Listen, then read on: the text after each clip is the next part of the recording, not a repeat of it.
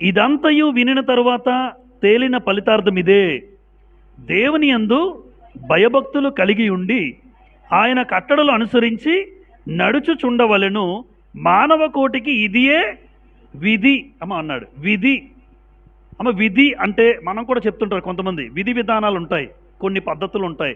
ఆ విధులు మనం పాటించాలి. భర్తకి విధులు, భార్యకు విధులు, తల్లిదండ్రులకు విధులు, పిల్లలకు విధులు, ఇవి పాటిస్తే మంచిదంటారా కాదంటారా?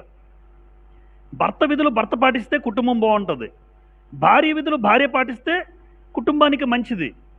ఇప్పుడు ఎవరికి ఇచ్చిన విధులు వారు పాటిస్తే కుటుంబంలో కలహాలు ఎందుకు వస్తాయి? కుటుంబంలో సమస్యలు ఎందుకు వస్తాయి? రావు. మనం పాటించక నా విధిరాతండి, ఆ భార్య అంటుంటుంది నా తలరాతండి, దేవుడు ఇలా రాసేసాడండి, పొరపాటు తల్లి. రేపు పొద్దున్నది వినేవాళ్ళు కూడా తెలుసుకోవాలి, దేవుడు ఎవరు తలరాతలు రాయడు, నువ్వు చేసుకున్నావు.